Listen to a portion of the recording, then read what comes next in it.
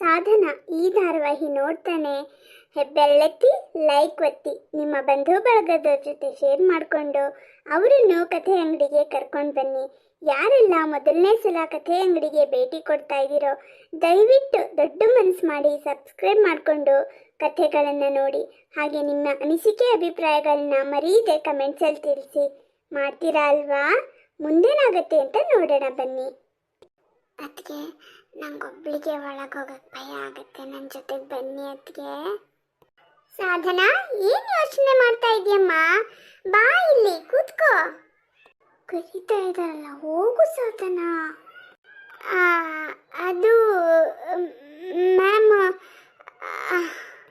ಏನು ಹೆದರ್ಕೋಬೇಡಮ್ಮ, ನನ್ನನ್ನು ನಿನ್ನ ತಾಯಿ ಅಂತಾನೆ ಅಂದ್ಕೋ ಆಯ್ತಾ? ಆರಾಮಾಗಿ ಕೂತ್ಕೋ. ಮೊದಲು ದೇವರಿಗೆ ನಮಸ್ಕಾರ ಮಾಡು. ಸರಸ್ವತಿ ನಮಸ್ತುಭ್ಯಂ ವರದೆ ಕಾಮರೂಪಿಣಿ ವಿದ್ಯಾರಂಭಂ ಕರಿಷ್ಯಾಮಿ ಸಿದ್ಧಿರ್ಭವತು ಮೇ ಸದಾ. ನೋಡಮ್ಮ ಸಾಧನ, ಸಂಗೀತ ಎಲ್ರಿಗೂ ಇಷ್ಟ ಆಗತ್ತೆ, ಎಲ್ರಿಗೂ ಕರಿಬೇಕು ಅಂತ ಅನ್ಸುತ್ತೆ.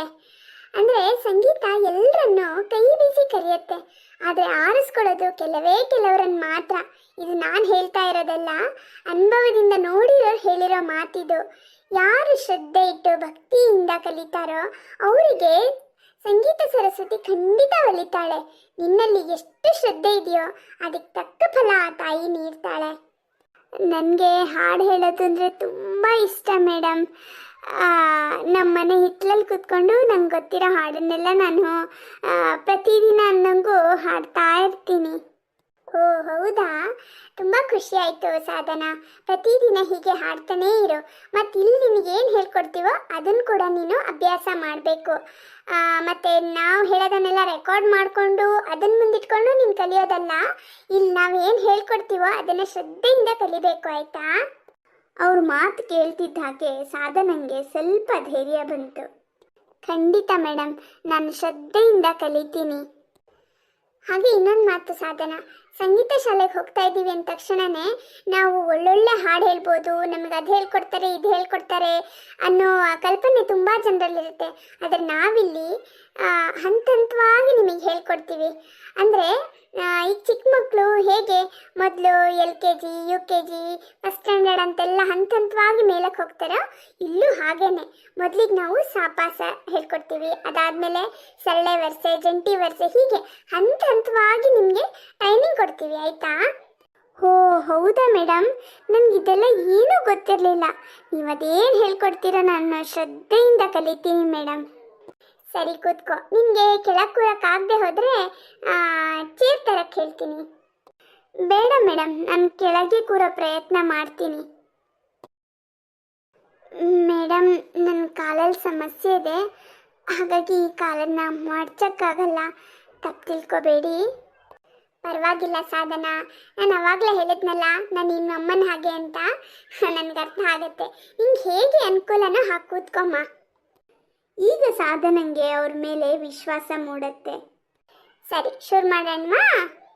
ನಾನು ಹೇಳ್ದಾಗೆ ಹೇಳು. ಸ ಪ ಸ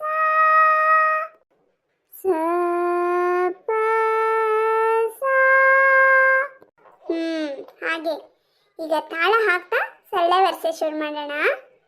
ಸರಿ ಗ ಮ, ಸರಿ ಗ ಮ, ಪ ದ ನಿ ಸ, ಪ ದ ನಿ ಸ, ಸ ನಿ ದ ಪ, ಸ ನಿ ದ ಪ, ಮ ಗ ರಿ ಸ, ಮ ಗ ರಿ ಸ. ಹೀಗೆ ಸಂಗೀತ ಪಾಠ ಶುರುವಾಗುತ್ತೆ. ಈಗ ನೀನೊಬ್ಳೆ ಹಾಡು. ಸರಿ ಗ ಮ, ಪ ದ ನಿ ಸ, ಸ ನಿ ದ ಪ, ಮ ಗ ರಿ ಸ. ಹಾಂ, ವೆರಿ ಗುಡ್ ವೆರಿ ಗುಡ್. ಹೀಗೆ ಪ್ರಾಕ್ಟೀಸ್ ಮಾಡು. ಇವತ್ತಿಗಿಷ್ಟು ಸಾಕು, ಮತ್ತೆ ನಾಳೆ ಬಾ ಆಯ್ತಾ? ವಾರದಲ್ಲಿ 3 ದಿನ ಕ್ಲಾಸಸ್ ಇರುತ್ತೆ, ಒಂದಿನ ಬಿಟ್ಟು ಒಂದಿನ, ಮತ್ತೆ ಸಂಡೇ ರಜಾ ಇರುತ್ತೆ. ನೀವೀಗ ನಾಳೆ ಮತ್ತೆ ಬಾ ಅಂತ ಯಾಕೆ ಹೇಳಿದೆ ಗೊತ್ತಾ? ದ್ವಿತೀಯ ವಿಘ್ನ ಆಗಬಾರ್ದು ಅಂತ. ಸರಿ ಮೇಡಮ್, ನಾನು ನಾಳೆ ಬರ್ತೀನಿ. ನನಗೆ ತುಂಬ ಖುಷಿ ಆಯಿತು. ಹೌದಮ್ಮ ಸಾಧನಾ, ಸಂಗೀತ ಎಂಥವರಿಗೂ ಖುಷಿ ಕೊಡುತ್ತೆ. ಎಷ್ಟೋ ಕಾಯಿಲೆಗಳಿಗೆ ಮದ್ದು ಕೂಡ ಆಗತ್ತೆ. ಸಂಗೀತ ಕಲಿಯೋದ್ರಿಂದ ತುಂಬಾನೇ ಪ್ರಯೋಜನಗಳಿದೆ. ಸರಿ, ಹೋಗ್ಬಾ ಪುಟ್ಟ. ಸಂಗೀತ ಶಾಲೆಗೆ ಹೋಗಿ ಬಂದಿದ್ದರಿಂದ ಸಾಧನಂಗೆ ತುಂಬಾನೇ ಖುಷಿ ಆಗತ್ತೆ. ಇವತ್ತಿಂದ ನನ್ನ ಜೀವನದಲ್ಲಿ ಹೊಸ ಅಧ್ಯಾಯ ಶುರುವಾಯಿತು ಅಂತ ಹೇಳಿದ್ರೂ ತಪ್ಪಿಲ್ಲ. ಅಷ್ಟು ಖುಷಿಯಾಗಿದೆ ನನಗೆ. ಮೇಡಮ್ ಕೂಡ ಎಷ್ಟು ಚೆನ್ನಾಗಿ ಹೇಳ್ಕೊಡ್ತಾರೆ, ತುಂಬ ಖುಷಿ ಆಗತ್ತೆ. ಇಲ್ಲ, ನಾನಿನ್ನು ತಪ್ಪಿಸ್ಬಾರ್ದಪ್ಪ, ಪ್ರತಿದಿನನೂ ಹೋಗಬೇಕು. ನಾಳೆ ನಾಡಿದ್ದು ನನ್ನ ಅದೃಷ್ಟ, ಈ ಸರಿ ಒಂದಿನ ಹೆಚ್ಚಿಗೆ ಹೋಗ್ಬೋದು ನಾನು. ಸಾಧನಾ ಒಂದು ದಿನನೂ ತಪ್ಪಿಸ್ದೆ ಕ್ಲಾಸಿಗೆ ಹೋಗ್ತಾ ಇರ್ತಾಳೆ, ಜೊತೆಗೆ ಮನೆ ಕೆಲಸನೂ ಮಾಡ್ಕೋತಾಳೆ. ಅಣ್ಣ ಅತ್ತಿಗೆಗೆ ಮಧ್ಯಾಹ್ನಕ್ಕೆ ಸಮಯಕ್ಕೆ ಸರಿಯಾಗಿ ಊಟನೂ ತಗೊಂಡು ಹೋಗ್ಕೊಡ್ತಾಳೆ. ಓ, ನಾಳೆ ತಾರೀಕು 1, ಫೀಸ್ ಕೊಡ್ಬೇಕು ನಾನು. ಅಣ್ಣ ಅಂತೂ ಕೊಡಲ್ಲ ಅಂತ ಅವತ್ತೇ ಹೇಳಿದಾನೆ. ಮತ್ತೇನು ಮಾಡೋದು, ಅತ್ತಿಗೆನ ಕೇಳೋದು. ಕೊಡ್ತೀನಿ ಅಂತ ಹೇಳಿದಾರಲ್ಲ. ಏನು ಯೋಚನೆ ಮಾಡ್ತಾ ಇದೀಯ ಸಾಧನಾ? ಓ, ಅತ್ತಿಗೆ ಬಂದ್ರಾ? ನಾನು ನಿಮ್ಗಿಷ್ಟ ಅಂತ ಪೂರಿ ಮತ್ತು ಸಾಗು ಮಾಡಿದ್ದೀನಿ. ಇನ್ನೊಂದಕ್ಕೆ ನೀವು ತಪ್ಪು ತಿಳ್ಕೊಬಾರ್ದು, ಬೇಜಾರಾಗಬಾರ್ದು. ನನ್ನಿಂದ ನಿಮಗೆ ಒಂದು ಎಕ್ಸ್ಟ್ರಾ ಹೊರೆ. ನೀನಿವತ್ತು ನಂಗೆ ಇಷ್ಟ ಆಗಿರೋ ಪೂರಿ ಸಾಗು ಮಾಡಿದ್ಯಲ್ಲ, ಅದೇನು ಬೇಕು ಅಂತ ಕೇಳು, ನಾನು ಕೊಡ್ತೀನಿ. ಅಯ್ಯೋ, ನನಗೆ ನೀವೇನಕ್ಕೂ ಕಡಿಮೆ ಮಾಡಿಲ್ಲ ಅತ್ತಿಗೆ. ನೀವು ಅಣ್ಣ ಇಬ್ಬರೂ ನನ್ನನ್ನು ತುಂಬ ಚೆನ್ನಾಗಿ ನೋಡ್ಕೋತಾ ಇದ್ದೀರಾ. ನನ್ನ ಬದುಕಲ್ಲೂ ಇಂಥ ದಿನಗಳು ಬರುತ್ತೆ ಅಂತ ನಾನು ಅಂದ್ಕೊಂಡೇ ಇರಲಿಲ್ಲ. ಆದರೆ ನಾಳೆ ಫೀಸ್ ಕೊಡಬೇಕಲ್ವಾ, ಅದನ್ನು ನಿಮ್ಮ ಹತ್ರ ಕೇಳಕ್ಕೆ ಒಂಥರ ಸಂಕೋಚ, ಆದರೆ ಕೇಳದೆ ವಿಧಿ ಇಲ್ಲ. ಫೀಸ್ ದುಡ್ಡು ಕೇಳೋಕ್ಕೆ ಇಷ್ಟೊಂದು ಹೆದರ್ಕೋಬೇಕಾ ಸಾಧನಾ? ಈ ತಿಂಗಳಿನ ಖರ್ಚಿನ ದುಡ್ಡು ಮತ್ತು ಫೀಸ್ 2 ಒಟ್ಟಿಗೆ ಕೊಡ್ತೀನಿ, ಆಯಿತಾ? ಸರಿ ಅದಕ್ಕೆ ತುಂಬ ಥ್ಯಾಂಕ್ಸ್. ದಿನಗಳು ಹೀಗೆ ಕಳೀತಾ ಹೋಗುತ್ತೆ. 2ನೇ ತಿಂಗಳ ಫೀಸ್ ಕೊಡೋ ಸಮಯ ಬಂದಾಗ ಅದಕ್ಕೆ ಈ ತಿಂಗಳ ಫೀಸು ಇಷ್ಟು ಖರ್ಚುಗಳ ಜೊತೆಗೆ ಇದು ಒಂದು ನನ್ನ ತಲೆಗೆ ಬಿತ್ತು. ಇರಲಿ ತಗೋ. 3ನೇ ತಿಂಗಳ ಫೀಸಿಗೆ ಸಾಧನಾ, ಇವತ್ತು ನನ್ನ ಕೈಲಿ ದುಡ್ಡಿಲ್ಲ, ನಾಳೆ ನಾಡಿದ್ರಲ್ಲಿ ಕೊಡ್ತೀನಿ. 2 ದಿನಗಳ ನಂತರ ಅತ್ತಿಗೆ 2 ದಿನ ಬಿಟ್ಟು ಕೊಡ್ತೀನಿ ಅಂದಿದ್ರಿ, ಕೊಟ್ಟಿದ್ರೆ ಚೆನ್ನಾಗಿತ್ತು. ಇವಳೊಬ್ಳು ಪ್ರಾಣ ತಿಂತಾಳೆ.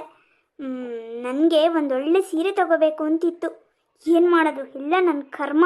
ತಗೊಳ್ಳೆ. ಅಲ್ಲ ಅದಕ್ಕೆ ನೀವೇ ಸಂಗೀತ ಕ್ಲಾಸಿಗೆ ಸೇರ್ಕೊ ಅಂತ ಹೇಳಿ ಈಗ ಹೀಗೆ ಹೇಳ್ತಿದ್ದೀರಾ? ನನ್ನ ಫ್ರೆಂಡ್ ಎದುರಿಗೆ ನನ್ನ ಗೌರವ ಉಳಿಸ್ಕೊಳಕ್ಕೆ ಹೋಗಿ ಈಗ ನಾನೇ ಹುಂಡಕ್ಕೆ ಬಿದ್ದೆ. ತಗೋ, ಹೆಚ್ಚಿಗೆ ಮಾತಾಡಬೇಡ, ನನಗೆ ಮತ್ತೆ ಸಿಟ್ಟು ಬರತ್ತೆ. ತಗೊಂಡು ಹೋಗು. ಪ್ರಕೃತಿ ಮಾತಿಂದ ಬೇಜಾರಾಗಿ ಸಾಧನಾ ಸಂಗೀತ ಶಾಲೆಗೆ ಹೋಗೋದನ್ನು ನಿಲ್ಲಿಸ್ತಾಳ ಅಥವಾ ಅವಳ ಮಾತನ್ನ ಲೆಕ್ಕಕ್ಕೆ ತಗೊಳ್ದೆ ಮುಂದುವರಿಸ್ತಾಳ ಅನ್ನೋದನ್ನ ಮುಂದಿನ ಭಾಗದಲ್ಲಿ ನೋಡೋಣ. ಲೈಕ್, ಶೇರ್, ಸಬ್ಸ್ಕ್ರೈಬ್ ಮಾಡಿ ಸಪೋರ್ಟ್ ಮಾಡೋದನ್ನು ಮರಿಬೇಡಿ. ಧನ್ಯವಾದಗಳು.